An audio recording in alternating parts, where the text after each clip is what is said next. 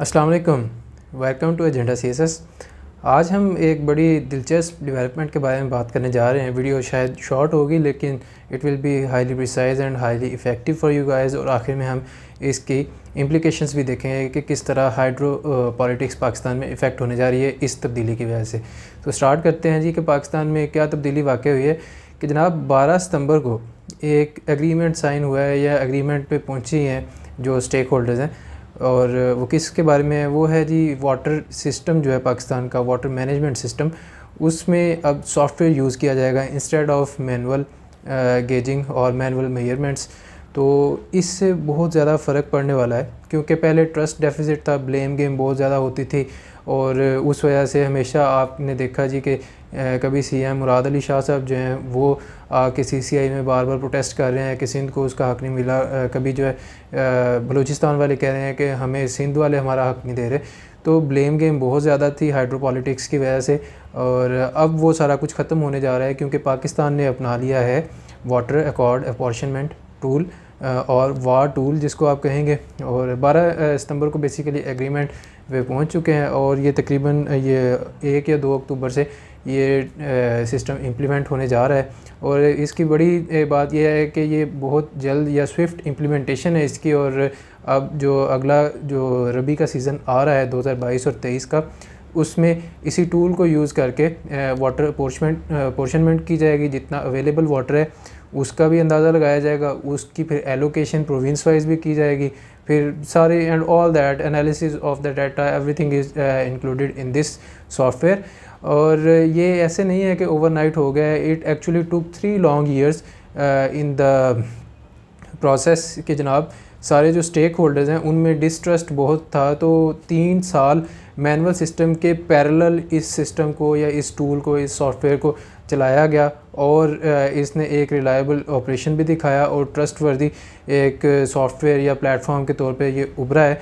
तो अब जो है सारी प्रोविंशियल गवर्नमेंट्स या सारे प्रोविंशियल डिपार्टमेंट्स उनका इत्तेफाक है कि ये टूल एक इम्पार्शियल टूल है and it will lead to effective addressal of the water problems of Pakistan, specifically related to the agricultural water या वाटर अपॉर्शनमेंट जिसको आप कहते हैं। ठीक है जी। और अगर आप बात करें तो इसमें 4 बेसिकली स्टेक होल्डर्स हैं। Number 1 ministry of water resources जो कि फेडरल लेवल पे है। इसी तरह फिर वापडा है, water and power development authority of Pakistan है। और फिर आ जाती है इरसा, इंडस रिवर सिस्टम अथॉरिटी, जो कि बनी थी Indus river system accord of 1991 के अंडर। और last but not the least provincial irrigation departments जो सारे प्रोविंसेस के अलग-अलग हैं, उनका भी कंसेंसस या उनका भी एग्रीमेंट, उनकी रजामंदी इस चीज़ में ज़रूरी थी ताकि सबका ट्रस्ट हो, सबका स्टेक हो सिस्टम में कि जनाब जो हम अब टूल इम्प्लीमेंट करने जा रहे हैं it is the right tool, it is trustworthy and we will all support it. तो इस सारे की वजह से अब पाकिस्तान में हाइड्रोपॉलिटिक्स पे क्या इम्पैक्ट होगा, क्या इस टूल की सिग्निफिकेंस है, क्या इस मूव की सिग्निफिकेंस है, वो ये है कि जनाब पहले पंजाब कहता था जी कि वाटर गेजेस लगाए जाएँ ताकि जहाँ पे पानी चोरी होता है वहाँ पे हमें पता चल जाए, क्योंकि सिंध में जाके या नीचे जो है ना डाउन स्ट्रीम बहुत ज़्यादा पानी चोरी होता है। तो उधर से पानी आप अपना पूरा करें, हम तो पूरा भेज रहे हैं। ठीक है जी। इसी तरह सिंध वाले कहते थे कि जनाब ऊपर से बहुत ज़्यादा आ रहा है, पंजाब वाले जो है वो उसको डाटा को मैनिपुलेट करते हैं, पूरा डाटा देते नहीं है या फिर उसको अंडर राइट कर देते हैं और फिर बाद में हमें कहते हैं जी कि ऊपर जो है ना अपस्ट्रीम पानी बहुत थोड़ा आ रहा है तो इसलिए हम आपको थोड़ा दे रहे हैं। तो मिसट्रस्ट बहुत था, एक दूसरे के ऊपर ब्लेम गेम थी। यही वजह थी कि वाटर का इशू रिजॉल्व नहीं था हो रहा, हाइड्रोपॉलिटिक्स चल रही थी।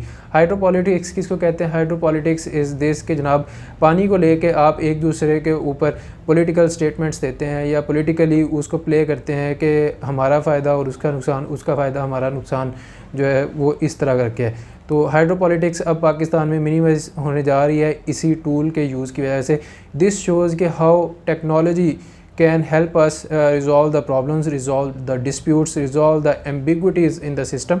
तो इस सारे को एड्रेस किया जा सकता है टेक्नोलॉजी के ज़रिए, डिजिटाइजेशन के ज़रिए, डिसेंट्रलाइज्ड डाटा कंट्रोल के ज़रिए कि जनाब हर जगह पे उनके स्टेशंस होंगे, किसी भी स्टेशन से जाके आप डाटा कलेक्ट कर सकते हैं, उसको यूज़ कर सकते हैं, उसका एनालिसिस कर सकते हैं। So this is a very positive development for Pakistan. अब आप इसको यूज़ करेंगे अपने एसए में भी, वाटर क्राइसिस के एसए में या वाटर क्राइसिस के सवाल में भी। अब आपने पुराने आर्गूमेंट्स नहीं देने के जनाब वाटर गेजेस नहीं है और वाटर की इफ़ेक्टिव एलोकेशन नहीं होती या व्हाट्सएवर ब्लेम गेम चल रही है ये वो। अब अगर आप ये सारा कुछ देते हैं पेपर में या अपने आंसर में लिखते हैं तो it will prove fatal for you, क्योंकि examiner will think that this person does not read newspaper at all.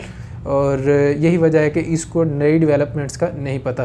ये जो आर्टिकल है ये आया है जनाब सितंबर 15 के अखबार में, डॉन न्यूज़पेपर में, पेज नंबर 3 पे। मैं इसका लिंक भी कोशिश करूँगा नीचे शेयर कर दूँ। तो that's it for today's video. I will see you next time. अल्लाह हाफिज़।